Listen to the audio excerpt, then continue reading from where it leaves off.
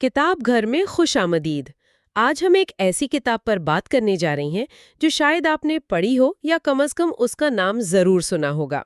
یہ اتنی مشہور ہے کہ کارپوریٹ ٹریننگ سے لے کر سیلف ہیلپ سیمینارز تک ہر جگہ اس کا ذکر ہوتا ہے۔ میں بات کر رہی ہوں ڈاکٹر ایسپنسر جانسن کی کتاب ہو مووڈ مائی چیز کی۔ بظاہر یہ چوہوں اور انسانوں کی ایک بہت ہی سادہ کہانی ہے، لیکن اس نے دنیا بھر میں کروڑوں لوگوں کی سوچ پر اثر ڈالا ہے۔ بالکل، اور یہ کتاب جتنی سادہ نظر آتی ہے اتنی پیچیدہ بھی ہے۔ یہ صرف ایک کہانی نہیں بلکہ تبدیلی کو دیکھنے کا ایک مخصوص چشمہ ہے۔ آج کی گفتگو میں ہم صرف اس چشمے سے دنیا کو نہیں دیکھیں گے، بلکہ ہم یہ بھی جانچیں گے کہ یہ چشمہ کتنا صاف ہے اور کیا اس کے علاوہ بھی دنیا کو دیکھنے کے دوسرے طریقے موجود ہیں۔ ہم اس کے سیکول آؤٹ آف دا میز پر بھی بات کریں گے اور اس شدید تنقید کا بھی جائزہ لیں گے جس نے ایک بالکل نئی بحث کو جنم دیا۔ تو آج کوشش کرتے ہیں یہ سمجھنے کی کہ آخر پنیر، چوہوں اور بھول بھلیوں کی یہ کہانی ہمیں تبدیلی، خوف اور کامیابی کے بارے میں کیا سکھاتی ہے اور کیا نہیں سکھاتی۔ چلیے اس بھول بھلیا میں داخل ہوتے ہیں۔ ٹھیک ہے، تو جو لوگ اس کہانی سے واقف نہیں ان کے لیے جلدی سے اس کا خلاصہ کرتے ہیں۔ ایک بھول بھلیا ہے یعنی میز، اور اس میں 4 کردار ہیں۔ جی، اور یہ کردار ہی کہانی کی اصل روح ہیں۔ 2 چوہے ہیں، سنف اور سکری، اور 2 چھوٹے انسان ہیں، ہیم اور ہاؤ۔ یہاں پنیر یعنی چیز اس ہر چیز کی علامت ہے جو ہم زندگی میں چاہتے ہیں۔ ایک اچھی نوکری، پیسہ، صحت، رشتے، ذہنی سکون بالکل۔ اور بھول بھلیا وہ دنیا ہے جہاں ہم یہ سب کچھ تلاش کرتے ہیں، ہمارا دفتر، ہمارا معاشرہ۔ اچھا، تو سنف اور سکری بہت سادہ ہیں۔ سنف تبدیلی کو دور سے سونگ لیتا ہے اور سکری فوراً عمل شروع کر دیتا ہے۔ لیکن ہیم اور ہاؤ وہ ہم انسانوں کی طرح ہیں۔ جی، وہ زیادہ سوچتے ہیں، ان کے جذبات ہیں، ان کے اپنے عقائد ہیں۔ اور یہی وہ نقطہ ہے جہاں سے کہانی دلچسپ ہوتی ہے۔ بالکل، چاروں کو چیز اسٹیشن سی پر پنیر کا ایک بہت بڑا ذخیرہ مل جاتا ہے اور ان کی زندگی آرام دہ ہو جاتی ہے۔ خاص طور پر ہیم اور ہاؤ کے لیے تو یہ جنت ہے۔ وہ سمجھتے ہیں کہ یہ پنیر ہمیشہ رہے گا۔ جی، وہ اس کے عادی ہو جاتے ہیں، اس پر انحصار کرنے لگتے ہیں، یہاں تک کہ وہ اس پنیر کو اپنی شناخت کا حصہ سمجھنے لگتے ہیں۔ میرا پنیر۔ اور پھر ایک دن وہ اسٹیشن پر پہنچتے ہیں اور پنیر غائب ہوتا ہے۔ چوہوں کے لیے یہ کوئی بڑی حیرانی کی بات نہیں تھی۔ سنف نے محسوس کر لیا تھا کہ پنیر پرانا ہو رہا ہے اور کم ہو رہا ہے۔ سکری تو بس بھاگنے کے لیے تیار بیٹھا تھا۔ تو انہوں نے انتظار نہیں کیا؟ ایک لمحہ بھی نہیں۔ جیسے ہی انہوں نے دیکھا کہ پنیر نہیں ہے، انہوں نے سوچا بھی نہیں اور فوراً نئے پنیر کی تلاش میں بھول بھلیوں میں واپس نکل گئے۔ لیکن ہیم اور ہاؤ کا رد عمل بالکل مختلف تھا۔ وہ صدمے میں آ جاتے ہیں، انہیں یقین ہی نہیں آتا۔ وہ ہم تو غصے سے چیختا ہے، میرا پنیر کس نے ہٹایا؟ یہ ناانصافی ہے۔ وہ بس وہاں بیٹھ کر انتظار کرنا چاہتا ہے کہ شاید کوئی اس کا پنیر واپس لا دے۔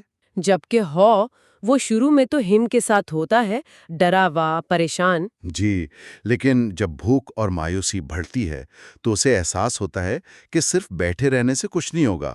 وہ خوف زدہ ہے، لیکن اسے یہ بھی سمجھ آتا ہے کہ بھول بھلائیوں میں بھوکا مرنے سے بہتر ہے کہ وہ باہر نکل کر کچھ تلاش کرے۔ اور یہیں سے کتاب کا اصل سبق شروع ہوتا ہے، ہاؤ کا سفر، جہاں وہ بھول بھلائیوں کی دیواروں پر اپنے تجربات سے سیکھے ہوئے اسباق لکھتا جاتا ہے۔ جی، اسے دا ہینڈ رائٹنگ آن دا وال کہا گیا ہے، اور یہ اس کتاب کا نچوڑ ہے۔ یہ بہت سادہ لیکن گہرے پیغامات ہیں۔ مثلاً چینج ہیپنز، یعنی تبدیلی تو ہو کر رہتی ہے، آپ اسے روک نہیں سکتے۔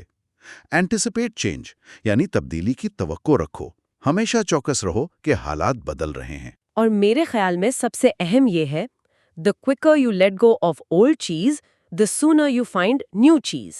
بالکل، یعنی آپ جتنی جلدی پرانے پنیر کو چھوڑنے کا غم بھلا کر آگے بڑھیں گے، اتنی ہی جلدی آپ کو نیا پنیر ملے گا۔ یہ بہت طاقتور خیال ہے۔ اور ایک اور اہم نقطہ جو ہاؤ سیکھتا ہے، جی، وہ یہ ہے، What would you do if you weren't afraid؟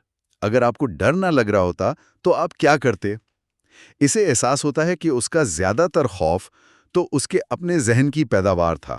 تو جب وہ آخرکار بھول بھلائیوں میں قدم رکھتا ہے تو اسے ڈرنے کے بجائے آزادی کا احساس ہوتا ہے، وہ کنٹرول میں محسوس کرتا ہے۔ صحیح، تو مجموعی طور پر پیغام یہ ہے کہ تبدیلی سے ڈرے مت، اس کی مزاحمت نہ کریں، اسے زندگی کی حقیقت کے طور پر قبول کریں اور ہمت کے ساتھ نئے مواقع کی تلاش میں آگے بڑھیں۔ بظاہر یہ ایک بہت مثبت اور بااختیار بنانے والا پیغام ہے، اور شاید یہی وجہ ہے کہ یہ کتاب اتنی کامیاب ہوئی۔ جی، سطح پر تو یہ بالکل ایسا ہی ہے۔ اس نے لاکھوں لوگوں کو اپنی زندگی میں تبدیلی کو قبول کرنے کی ہمت دی۔ لیکن جیسا کہ آپ نے شروع میں کہا تھا، کہانی اتنی سیدھی نہیں ہے۔ جب یہ کتاب کارپوریٹ دنیا میں بہت مقبول ہوئی تو اس پر شدید تنقید بھی شروع ہوئی۔ ایسا کیوں؟ یہاں سے ایک بہت اہم سوال پیدا ہوتا ہے۔ دیکھیں، نقاد جیسے فریڈ نکولس نے کہا کہ مسئلہ کتاب کے پیغام میں نہیں بلکہ اس کے استعمال میں ہے۔ اچھا۔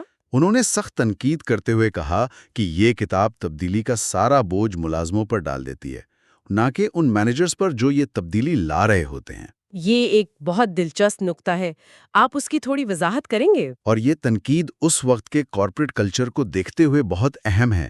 یہ 90s کے دہائی کے آخر اور 2000s کے دہائی کے شروع کا دور تھا، جب کمپنیاں بڑے پیمانے پر ڈاؤن سائزنگ اور ری اسٹرکچرنگ کر رہی تھیں۔ مطلب ہزاروں ملازمین کو نوکریوں سے نکالا جا رہا تھا؟ جی بالکل۔ ایسے میں جب مینیجرز یہ کتاب اپنے ملازمین کو دیتے تو اس کا غیر اعلانیہ پیغام یہ ہوتا تھا، دیکھو ہم نے تمہارا پنیر ہٹا دیا ہے، اب یہ تمہاری ذمہ داری ہے کہ تم ہاؤ کی طرح بنو اور شکایت کیے بغیر نیا پنیر تلاش کرو۔ ہیم کی طرح مزاحمت مت کرو ورنہ پیچھے رہ جاؤ گے۔ بالکل۔ تو یہ ایک طرح سے انتظامیہ کے لیے اپنے فیصلوں کو صحیح ثابت کرنے اور ملازمین کو چپ کرانے کا ایک آلہ بن گئی۔ اوہ! اس سے ملازمین میں بے بسی کا احساس بڑھتا تھا۔ فریڈ نکلز نے تو یہاں تک کہا کہ کتاب کا نام ہو موو مائی چیز نہیں بلکہ دے موو دیئر چیز ہونا چاہیے تھا۔ کیونکہ وہ پنیر ملازمین کا تھا ہی نہیں۔ وہ تو کمپنی کا تھا جسے انہوں نے اپنی مرضی سے ہٹا دیا۔ یہ کتاب ملازمین کو یہ سکھا رہی تھی کہ وہ حالات پر سوال نہ اٹھائیں، بس انہیں قبول کر لیں۔ لیکن کیا یہ تنقید تھوڑی سخت نہیں؟ آخر کتاب کا مقصد افراد کو بااختیار بنانا ہے، نہ کہ کارپوریٹ پالیسی پر تبصرہ کرنا۔ کیا یہ ممکن نہیں کہ کتاب کا پیغام اپنی جگہ درست ہو، بھلے ہی اس کا استعمال غلط کیا گیا ہو؟ یہ ایک بہت ہی درست سوال ہے، اور اس کا جواب شاید ہاں اور نہ دونوں میں ہے۔ انفرادی سطح پر خوف پر قابو پانے اور تبدیلی کو اپنانے کا پیغام واقعی طاقتور ہے۔ لیکن جب اسے ایک طاقت کے ڈھانچے یعنی پاور سٹرکچر میں استعمال کیا جاتا ہے، جہاں ایک گروہ دوسرے گروہ پر تبدیلی مسلط کر رہا ہے، تو اس کے معنی بدل جاتے ہیں۔ یہ ایک ذاتی ترقی کے سبق سے بڑھ کر ایک سیاسی آلہ بن جاتا ہے۔ اسی تنقید کے جواب میں پھر دوسری کہانیاں بھی سامنے آئیں۔ جی، اور ان میں سب سے مشہور ہارورڈ کے پروفیسر دیپک ملہوترا کی کتاب آئی مووڈ یور چیز ہے۔ انہوں نے کہا کہ اسپینسر جانسن کی دنیا میں ہم سب بھول بھلائیوں میں پھنسے ہوئے چوہے ہیں، جو بس پنیر کے پیچھے بھاگ رہے ہیں۔ جی، ہم بھول بھلائیوں کے اصولوں کو نہیں بدل سکتے، ہم صرف ان کے مطابق خود کو ڈھال سکتے ہیں۔ ملہوترا نے اس سوچ کو مکمل طور پر چیلنج کیا۔ واہ، یہ تو پوری سوچ ہی الٹ دی۔ ان کا مرکزی خیال کیا تھا؟ ان کا پیغام تھا، صرف تبدیلی کو قبول نہ کریں بلکہ تبدیلی لانے والے بنیں۔ بھول بھلائیوں کے اصولوں پر مت چلو، خود اصول بناؤ۔ اگر آپ کو پنیر نہیں مل رہا تو نیا پنیر تلاش کرنے کے بجائے یہ سوچو کہ کیا آپ خود پنیر بنا سکتے ہیں، یا کیا آپ بھول بھلائیاں ہی بدل سکتے ہیں۔ بالکل، یہ تو بہت انقلابی سوچ ہے۔ اس کے لیے انہوں نے ایک بہت مشہور جملہ استعمال کیا تھا۔ مسئلہ یہ نہیں کہ چوہا بھول بھلائیوں میں ہے، بلکہ یہ کہ بھول بھلائیاں چوہے کے اندر ہے۔ اس کا کیا مطلب ہے؟ اس کا مطلب ہے کہ اصل رکاوٹیں باہر کی دیواریں یا راستے نہیں ہیں، بلکہ وہ ہمارے اپنے ذہن کے اندر ہیں۔ ہمارے محدود عقائد، سماجی دباؤ اور یہ سوچ کے چیزیں ایسی ہی ہوتی ہیں۔ تو یہ نظریہ حالات کو صرف قبول کرنے کے بجائے ایجنسی یعنی خود مختاری پر زور دیتا ہے۔ جی، اس کا مطلب ہے کہ آپ اپنی زندگی کے مسافر نہیں بلکہ ڈرائیور ہیں۔ آپ حالات کا رخ موڑ سکتے ہیں۔ تو ایک طرف ہو مووڈ مائی چیز ہمیں حالات کے مطابق ڈھلنے کا سبق دیتی ہے، یعنی اڈاپٹیشن، اور دوسری طرف آئی مووڈ یور چیز ہمیں حالات کو بدلنے یعنی کریشن کی ترغیب دیتی ہے۔ یہ دو بالکل مختلف فلسفے ہیں۔ تو ایک طرف تو بیرونی دنیا سے تنقید آ رہی تھی، لیکن کیا مصنف اسپینسر جانسن خود اپنی کہانی سے پوری طرح مطمئن تھے؟ لگتا ہے کہ انہیں بھی احساس ہو رہا تھا کہ ہیم کی کہانی ادھوری رہ گئی ہے۔ آپ نے بالکل صحیح پکڑا۔ دلچسپ بات یہ ہے کہ جانسن نے اپنی موت سے کچھ عرصہ پہلے اس کہانی کا ایک آفیشیل سیکول لکھا جس کا نام تھا آؤٹ آف دا میز۔ اچھا، جی، یہ کتاب اسی سوال کا جواب دیتی ہے کہ ہیم کے ساتھ کیا ہوا، وہ کردار جو تبدیلی کی مزاحمت کر رہا تھا اور پیچھے رہ گیا تھا۔ مجھے یہ سوچ کر حیرت ہوتی ہے کہ ہیم کے ساتھ کیا ہوا ہوگا۔ کیا وہ بھوک سے ہار مان گیا یا اس نے کوئی بالکل ہی مختلف راستہ اپنایا؟ یہ کتاب پہلی کتاب سے کہیں زیادہ گہری ہے۔ یہ اس بات کی نفسیات میں اترتی ہے کہ ہم تبدیلی کی مزاحمت کیوں کرتے ہیں۔ اس کا مرکزی خیال ہمارے عقائد یعنی بلیفز ہیں۔ عقائد؟ جی، ہیم خالی چیز اسٹیشن سی پر بیٹھا رہتا ہے کیونکہ اس کا پختہ یقین ہے کہ اگر میں انتظار کروں گا تو میرا پنیر واپس آ جائے گا، اور یہ کہ میں بھول بھلائیوں میں اکیلا زندہ نہیں رہ سکتا۔ یہ عقائد اس کی جیل بن جاتے ہیں۔ تو اس کا سفر صرف بھول بھلائیوں سے باہر نکلنے کا نہیں، بلکہ اپنے ہی بنائے ہوئے ذہنی جیل سے نکلنے کا ہے۔ بالکل، اور اس کتاب میں ایک نیا کردار متعارف کرایا گیا ہے جس کا نام ہوپ ہے۔ وہ ہیم کی مدد کرتی ہے کہ وہ اپنے عقائد پر سوال اٹھائے۔ وہ اسے سمجھاتی ہے کہ عقائد حقائق نہیں ہوتے، وہ صرف خیالات ہوتے ہیں جنہیں ہم نے سچ مان لیا ہوتا ہے۔ اور اس کتاب کا سب سے بڑا پیغام یہ ہے کہ اپنے عقائد کو بدلنا ممکن ہے۔ جی، اور یہ ہو مووڈ بائی چیز کے پیغام سے مختلف ہے۔ ہو کا سفر رویے یعنی بیہیویئر کی تبدیلی کا تھا، اس نے اپنا عمل بدلا۔ ہیم کا سفر سوچ یعنی کوگنیشن کی تبدیلی کا ہے۔ وہ اپنے عمل کو بدلنے سے پہلے اپنی بنیادی سوچ کو بدلتا ہے۔ بالکل، وہ سمجھتا ہے کہ جب تک وہ اپنے پرانے عقائد سے چمٹا رہے گا، وہ کبھی بھی نیا پنیر تلاش نہیں کر پائے گا۔ یہ جانسن کے اپنے فلسفے میں ایک ارتقا کو ظاہر کرتا ہے۔ پہلی کتاب موافقت پر تھی، جبکہ سیکول خود شناسی اور اندرونی تبدیلی پر ہے۔ اس میں ایک بہت دلچسپ مثال بھی دی گئی ہے، ہک یعنی ہک کی مثال۔ جی، یہ ایک طاقتور استعارہ ہے۔ کتاب کہتی ہے کہ آپ ایک ہک کی طرح ہیں اور آپ کے عقائد وہ چیزیں ہیں جو اس ہک پر لٹکی ہوئی ہیں۔ اچھا، اگر آپ کو کوئی عقیدہ پسند نہیں جو آپ کو روکے ہوئے ہے، تو آپ اسے ہک سے اتار کر پھینک سکتے ہیں اور اس کی جگہ نیا لٹکا سکتے ہیں۔ اہم بات یہ ہے کہ آپ یعنی ہک وہی رہتے ہیں۔ اپنے عقیدے کو بدلنے کا مطلب یہ نہیں کہ آپ اپنی شناخت بدل رہے ہیں۔ صحیح، یہ آپ کو اپنے بنیادی اصولوں پر سمجھوتا کیے بغیر ترقی کرنے کی اجازت دیتا ہے۔ تو یہ سفر محض تبدیلی کو اپنانے سے شروع ہو کر تبدیلی لانے اور پھر آخر میں اپنے اندرونی عقائد کو تبدیل کرنے تک پہنچتا ہے تاکہ تبدیلی ممکن ہو سکے۔ یہ تو تبدیلی کو سمجھنے کے 3 مختلف مدارج ہیں۔ بالکل، پہلی کتاب کہتی ہے حالات بدل گئے ہیں، آپ بھی بدل جائیں۔ دوسری کہتی ہے حالات کیوں بدلیں، آپ خود حالات بدل دیں۔ اور تیسری کہتی ہے اگر آپ بدلنا چاہتے ہیں لیکن بدل نہیں پا رہے تو دیکھیں کہ آپ کے ذہن میں کون سا عقیدہ آپ کو روکے ہوئے ہے۔ تو اس سب کا کیا مطلب ہے؟ اگر کوئی آج ان تینوں نظریات کو دیکھ رہا ہے تو اسے اپنی زندگی میں کیسے لاگو کرنا چاہیے؟ میرے خیال میں یہ صورتحال پر منحصر ہے۔ بعض اوقات زندگی میں ایسی تبدیلیاں آتی ہیں جن پر ہمارا کوئی کنٹرول نہیں ہوتا، جیسے معاشی بحران یا کوئی قدرتی آفت۔ ایسی صورتحال میں ہو کی طرح تبدیلی کو جلد اپنانا ہی بہترین حکمت عملی ہے۔ مزاحمت کرنا صرف نقصان دہ ہوگا۔